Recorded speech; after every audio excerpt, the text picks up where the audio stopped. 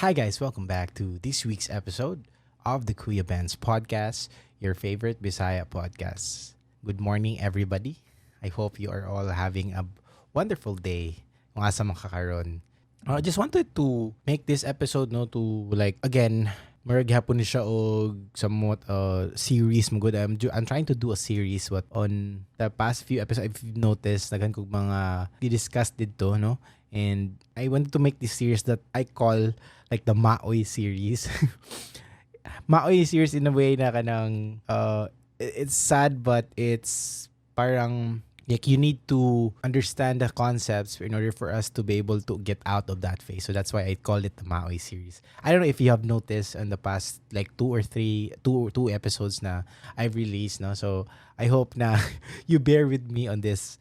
I think this is like I'm not sure it's gonna be the last one, no? So yeah, kay daghan mo mga feedbacks na I've received from over the past episodes na daghan naka-relate and daghan mark na senti po sila in a way ba na they somewhat resonate with the things that I've said on those episodes. So having said that, if you haven't watched that already, please try to check it out later here in asa ba ni kung asa ka nagtanaw na platform, you can check out my other episode. So yeah, I just want to share to you this theory or concept that I have been like applying into my life at recent, no. So there's this theory called the let them theory. So what is the let them theory? It is a principle to let go of things that are not in your control. So meaning ka ng mga butang na dili nato kontrolado in short.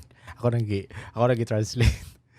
There's a saying from the Stoics, no? Control what you can control and do not worry about what you can't. Sometimes, mga good guys, no, we waste so much time worrying about what you cannot control. And the let them theory allows you to just let whatever thing happens, whether it's a person doing something to you or it's life doing something to you. This theory allows you to release stress that comes from trying to control these situations or things that are happening in your life. I've realized no over like the years or a lot of people I've met in my life, you need to let the people be who they are because sometimes you need the person to be that way. So you let them. There are ways no na we can use or to be able to apply this in our own life. Kay probably basig ikaw right now, you out there is struggling to kana bitong marag too hard na kay ka on yourself and sometimes wa nakakabantay ba na you're trying to control the outcome of every situation bitaw. So let me try to share you some ways no na you can apply this to your life kay it really helped me in a way ba to be able to have a more I can say na kana more peaceful imong life kay you just let things happen as they are. You can mo always try to control the outcome ba, you just try to do what you can and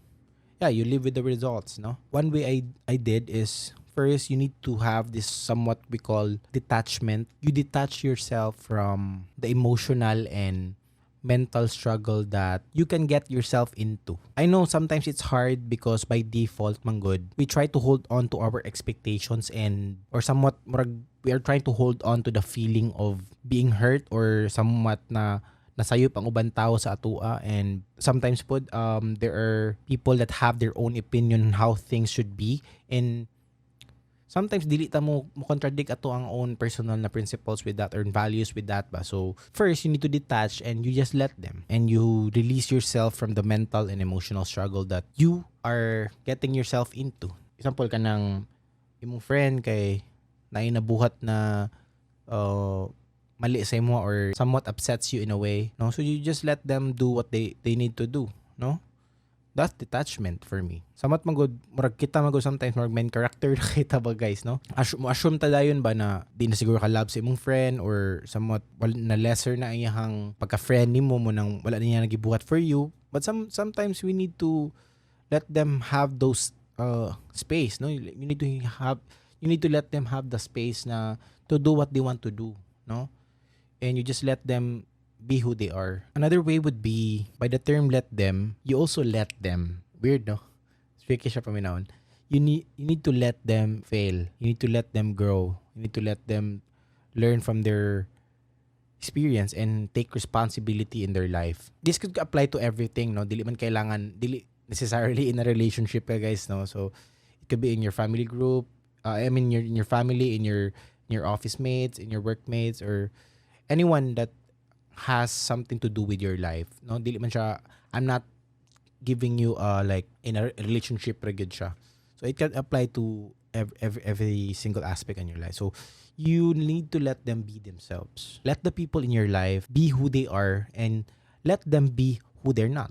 I think that sometimes we all make the mistake of getting into a relationship, and na if we suit the relationship, but sometimes we're not really in a relationship with that person as they are. We are in a relationship because of the what we call potential. And when you focus on someone's potential and you start to try to control and manipulate them for trying to want them to reach that potential that na mo nang gi set as a standard for yourself, no? You're not letting them be themselves. And it sucks for the other person, di ba? If ikaw ang receiving end, ana, how would you feel, no? I would like to ask you, how would you feel na example, imong boyfriend or imong girlfriend, inana, and you always say to them or say to your partner na you need to change this, you need to blah blah blah yada yada yada. It's really kanang it really sucks, man.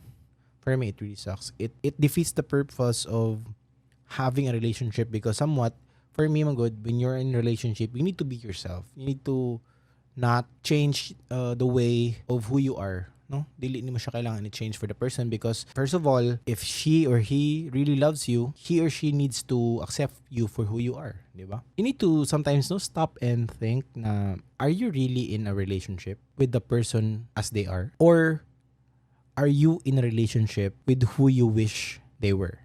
Try to ask that for yourself. And you know that's true if you're always thinking about the things that they should change, no? As what I said, in order for you to masatisfy mo ang own expectation ba, and you're not letting them be themselves, and maybe you'll realize na you're really not present with the person as for who they are. But you know, guys, when you give somebody the freedom bitaw to be themselves, guess what happens? You will see them for who they are. I want to share to you something no na kanamurag somewhat very common ni siya na issue good for, especially on relationships or bisag sa friendship ninyo or family.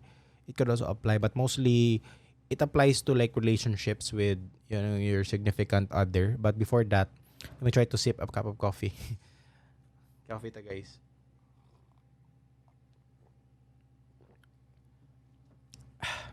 Wow, ASMR. Pansin na, guys, one way that you are trying to control people bitaw is through what we call jealousy. O man ka nang masuya, or I mean magselos ba ana kana selos in short. If this is something na you have been struggling, you might need to consider to try the let them theory bitaw. Jealousy man good is like an attempt to control other people. Example, kana mananghid ka sa imong girlfriend or sa imong boyfriend na I want to go with my friends, I want to play with my boys, play with the boys like siguro gaming mo or what, and somewhat imo siyang tagaan og reason ba, or siguro ingnon mo siya na sige adto lang ana and no, but there's a hidden meaning bitaw na kanang murag mo think ta ba na ay basig din ako niya love mo nang ato na siya spend time, sayang energy and all. So yeah, so somewhat kana lagi jealousy is an attempt to control other people, and because of that jealousy you stop them from doing the things that they want to do. You know, for me, I've noticed, no, it is somewhat an act of love if you let the people do what makes them feel good. If you support that person and it makes them feel good about themselves, they would give you somewhat more love, di ba? Na, hala, ganahan ko ani niya kay kanang suportaan ko niya sa akong ganahan. He or she let me do the things that I want to do. Lastly, maybe you let the people have their own emotions or opinions about things. Again, you trying to control what somebody feels or what they say. For me, that's basically a one-way ticket to the end of a relationship. Kana bitong matoxic na mga madugay, and ang tao makapoy na nimo ba na ay kapuya ay sige ko niyag butan sa mga ingon ani. You just need to allow them to have those emotions or opinions. If siguro they feel bad about something, para ganahan sila mag-rant nimo. So, dili ka mo judge nila ba kung unsa man ilahang gina go through ba, or mong partner kung naman gano'n siya problema. You need to let them feel those emotions or feelings, no? If they feel bad, you let them. If they feel happy, you let them. Support them. Kana lang ganahan ako i-share ninyo ba the let them theory bitaw kay I've realized it gives you a sense of peace, no, na not being so hard on yourself, no, and trying to control everything that is happening in your life. If your partner chooses to break up with you, you let them. If somebody decides to find somebody else, let them. If they choose to cheat on you or disrespect you, let them. If somebody talks behind your back, let them. If somebody gives you unsolicited opinions, you let them. And if somebody feels disappointed in you, let them. I want you to know that anything that is said to you is already a projection of somebody else's thoughts, feelings, emotions, and opinions about themselves. And one thing you can never do is to satisfy these people by giving a certain reaction to it. So at the end of the day, the way that people behave and the way that people treat you, most of the time or 99% of the time has nothing to do with you, but everything to do with them. And when you finally realize you have no control over the way that other people behave, you got that sense of freedom bitaw, and you realize that you are only in control with yourself, your own emotions and your own reactions. And that's very freeing. Diba? That's a good feeling. And the best part of about this whole thing, no? This whole theory or concept, whatever you want to call it, is when you start letting people be themselves and you start letting people do the things that they want to do, and they will show you exactly who they are. And that for me, guys, is really priceless. Thank you so much for listening. I hope the let them theory will also help you in your life, in your own personal life. No, na if you are dealing with a lot of things, I think this concept might help you in some way. And yeah, let me know in the comments below what you think about the episode and what you think about the let them theory. No, try to share your thoughts and opinions about it, and I try to leave it in the comments below. And yeah, if you haven't already, click the subscribe, follow button and like button. If you haven't already, I really appreciate all the support. No, it goes a long way for me now to continue to do what I want to do and pursue my passion and self help, self improvement, and yeah, we're all in the same boat. No, trying to just make it in life. No, and be the best version of ourselves. No, and yeah, if you find this video helpful, try to share it to your friends, someone that you know that might help them in a way. As I always say, never forget to tell somebody that you love them.